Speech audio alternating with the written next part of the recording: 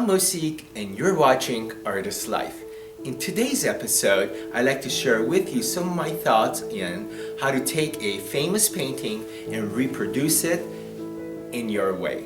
So if you're ready, grab your imagination and your supplies and let's go. We are here in my painting space and I can't wait to start. So before I get started on this painting, let's talk about some of the supplies that are needed. Here's a large brush that I'm going to use to go ahead and tint my canvas. I also have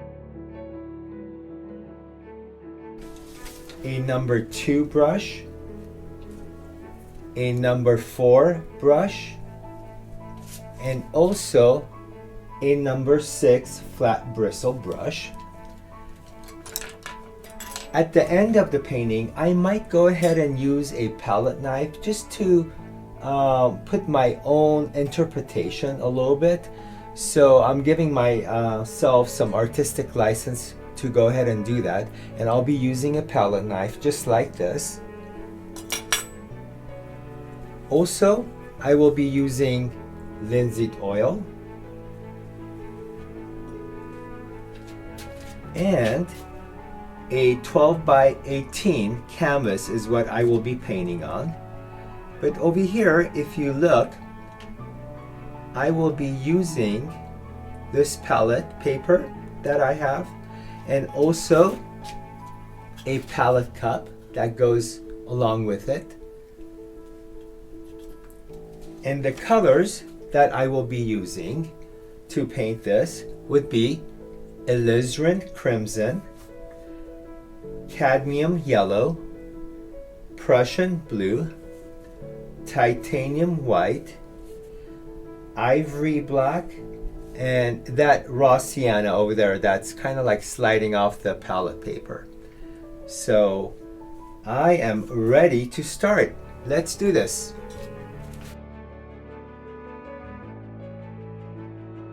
So the picture that you see on the left of the screen is from Monet's garden, a pathway in Monet's garden, and the mansion in the back is called Giverny mansion. Also, I just wanted to take a few minutes to tell you that throughout my painting, I might start adding some different colors to the palette that I just mentioned earlier. So I might add ultramarine, cadmium red, and another color that I might be adding is magenta. Okay, so I am ready to tint this canvas. I'd like to take a little bit of yellow ochre, and as you notice, I'm just gently wiping it on the canvas like this.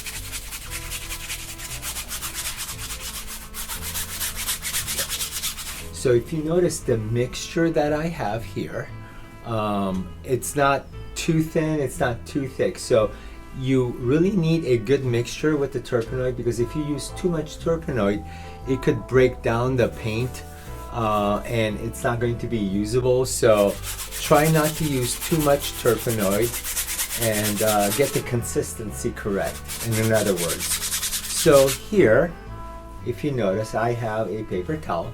And what I'm doing is I'm just wiping it.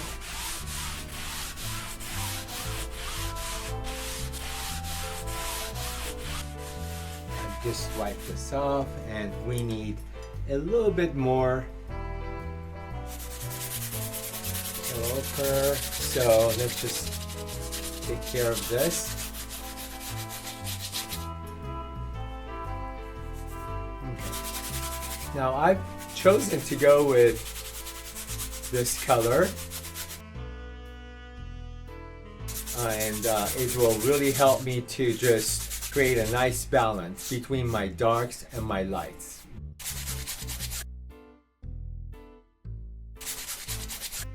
Okay, so if I were to break this up into 3 tones, I have a middle tone right now that I'm working on, and my darks and my lights, as you could see on right there on my left side of the screen. So I have darks and lights that I'm focusing on. So this middle tone that I have, it's really going to help me to create a really nice balance between my darks and my lights. So to draw the main shapes on my canvas, I am using a little bit of black and alizarin red as a mixture with a little bit of turpenoid. And I want to draw just the basic main shapes so that I can actually start blocking in some darks and lights. So here we go. Now I am starting from the top of the canvas and just working my way down, blocking in certain shapes, like right there, here, and right there. Here's another shape right here, and we do have the window over there. Now you can actually compare what I'm doing with my original photo, which is on the left side of the screen. So here is the part of the landscape, and actually the foreground, or the pathway I should say, is going to be roughly about right here. Okay, so that here, just bring this over and let's create that like so. Okay, just putting in some main shapes, and right there. Okay, so once I have drawn the main shapes, what I want to do is start mapping out the colors. So I can do a lot of different colors. So on the grass area, all this area is green, but I think I am going to start changing it. So here is my choice of color, and once I start putting flowers on here, it will look really nice. Okay, so let's just take all this and just kind of block it in right here. Okay, and then also just roughly right here. Let's just block all this in. Okay, I can always transfer a little bit of color from one side of the canvas to another. Like I'll take it from here and just transfer it here if I need to. Okay, and right here. So I am really trying hard to capture darks and lights. So that would be the very first thing that Monet might have done. So after sketching with the brush, he would probably take his darks and lights and indicate where that goes on the canvas. Okay, so let's take a little bit more of this dark tone, and the top area would all be dark. So again, as far as change of color, you're noticing that I am interpreting this and just going along with my own colors rather than just copying the actual photograph, right? That's what painting is. That's what Impressionists did, was to just use their own colors more than anything else. Okay, so right here, this would probably be a little darker. So let's take turpenoid in this black paint there, and also maybe on this side. Okay, so let's take the blue, the Prussian blue, with turpenoid, and let's just apply it there. Okay, and roughly here, maybe right there. Okay, so this is pretty much going to be white, and as soon as I start adding color, it will actually start working out. Now I can start putting some green, so let's just take that and apply green everywhere else. So maybe this could be green right there. Just work it in. There.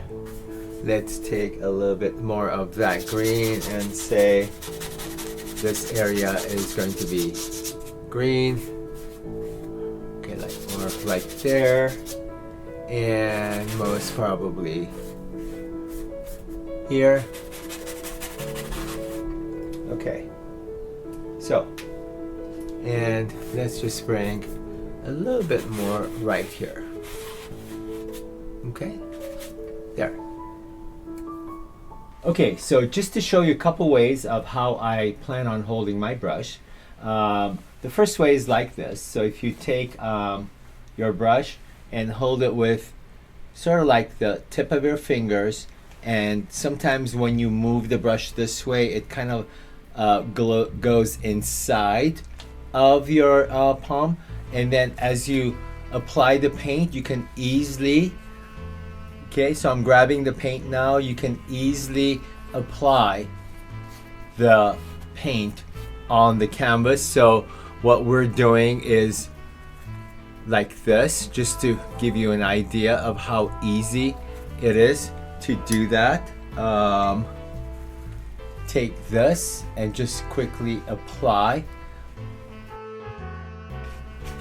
the paint with the brush on the canvas. Okay, so more like this. So I'm trying to hold on to my darks, as you can see. So if you notice, I am just moving from one location to another, just scanning through my canvas and applying all my dark tones as I see it. Right there, this is dark. And I know that I'm not using that much paint yet because I'm still at the stage of defining where my darks and where my lights are going to be.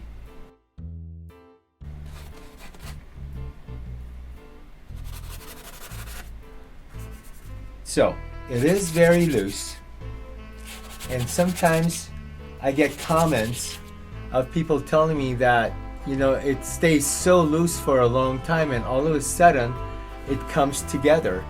Well, just like a builder, when you first start building your house, you have to work on the foundation.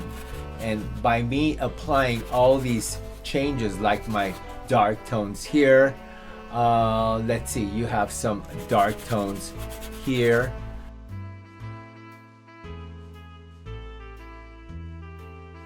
inside the door about right there, so you have this as your dark tone, and also on top the window area, that's your dark tone. So in other words, you have to put all your darks. I have my middle tone in, and if I were to show you how I would put my light tone, it would be pretty much like this. So all this area right there is going to be your light tone. Now I'm just staining it, okay, and also here staining this area right there, and just about this. Okay, let's see. Okay.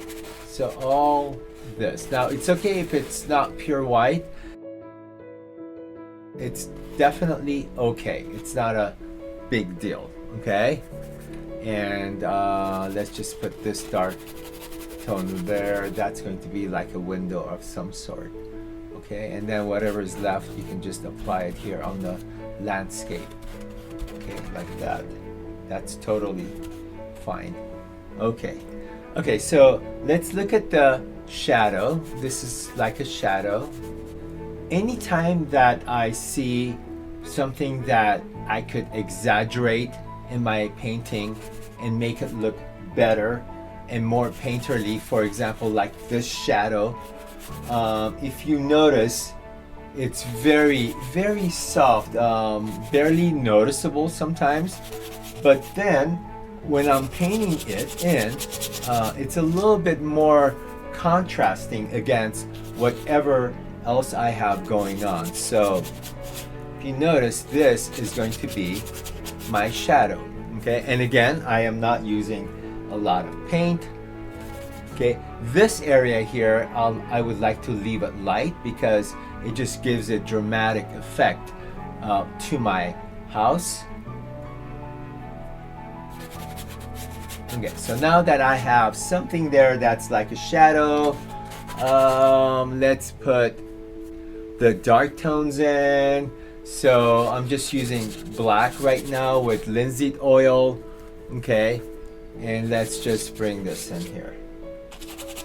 You know, when you're comparing this to what Monet did, he really exaggerated a lot of things, didn't he? Like if you look at the actual photo that he probably painted from, he really used artistic license, changing a lot of his scenery to where he is making it painterly. There. Okay, so now that we have something very loose, what I can do is start applying thick paint. So I have the white area right there of the house, and then here's the pathway, and then I have some dark tones in here. Okay. So this is going to be the lighter parts. Like up here, just a little bit is yellow, and this right there could be yellow. And how about making yellow here too, just a little bit. Let's exaggerate this corner that he has.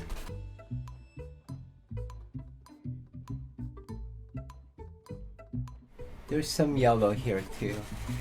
This will help me indicate where things go, and maybe just a little bit on top right there, and maybe here light green. Okay, and also light green here and on top. Okay, well, now that we're done with all the laying out of the colors with thin paint, I am ready to start using a lot of paint, texturizing this canvas. So let's start, okay? Okay, as a reminder, I am just applying my colors, and if you notice, I've started with texturizing this canvas, and let's just go ahead and put some colors right there. And I am just moving from one area to another. So here's some more paint right there. And if you notice, I'm applying thick paint. I'm more like dabbing the canvas like this. Okay. And let's see, let's just go with more paint here and all this area on top. Okay. So let's start with here.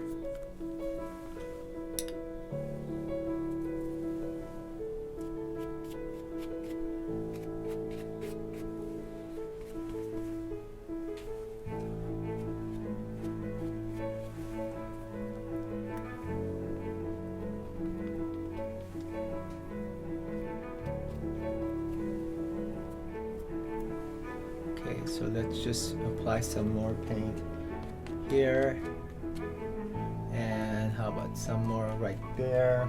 If you notice, I'm just sticking with one color. So first I did the reds. I scanned through the whole painting, went from one area to another, and now I started with my light yellows, okay? So once I'm done with my light yellows, I think I am going to, well, before I get started, I don't want to neglect this pathway, right? So I want to apply some of the colors that I'm using here on the canvas in my pathway. So it just makes sense, okay? And if I wanted to apply more red, I can go back and forth. Okay, so how about some purples right there?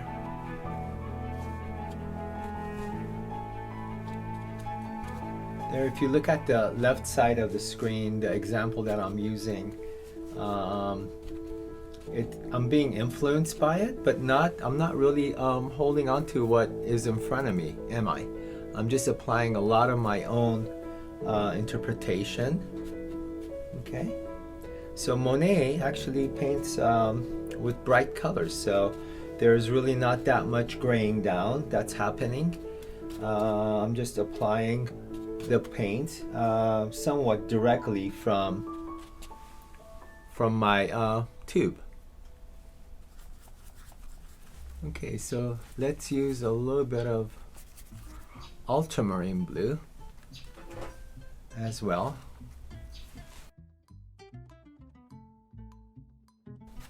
That here on top. Okay.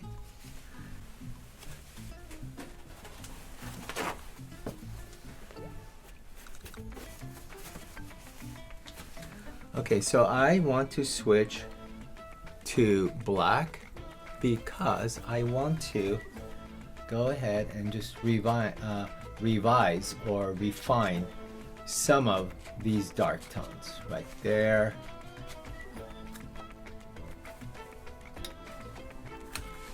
Okay, over here, just to create some more depth real quick. Some more darks here. There, very loosely applying some more here along the pathway, like that. So my brush strokes are more like dabs, aren't they? There's really nothing to it. So I apply and pull my brush. I apply the paint and I pull like that. So I'm more or less like hitting the canvas, you know? Okay, that, there, let's go on top. Okay.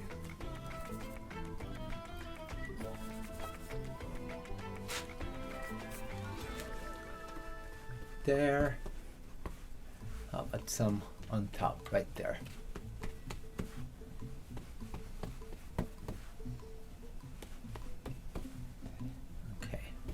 Let's put some highlights here. Okay, so now that I pretty much have this painting at this stage, what I would like to do is apply more textures. Okay, so more like that. So back to the reds. Refine some of the reds. Okay, so now I would like to take just a little bit of my orange. Okay, so right there, there, there. Take the white and apply it. So please notice that I am more or less mixing my colors on the canvas, right? What I would like to do at this point is take more black now and apply some dark tones, okay, throughout my painting. So I'm going to take this black and just apply some darks here so that the flowers start standing out, and also what that will do is it will help me to apply more paint on the canvas. Okay, so right there, a little black with this dark tone. Right there. So now I want to push against. If I push, it creates more of a soft tone. Alright, so after this stage, what you do is you go with more details, more texture, and you finish the painting. So let's start with that stage. Okay, so I am almost done with this painting, and as you could see, I'm just building up texture. And if you just take a few minutes and look at the left side of your screen, that is my inspiration painting from Monet. So that's his painting, and as you could see, what I'm doing is my interpretation. There is a similarity, I do admit.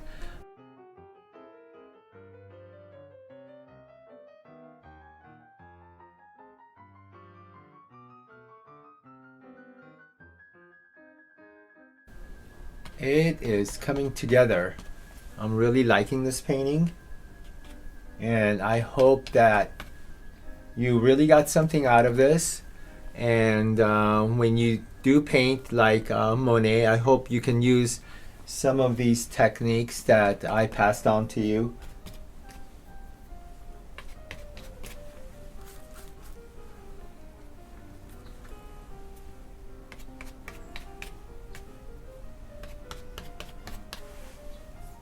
There.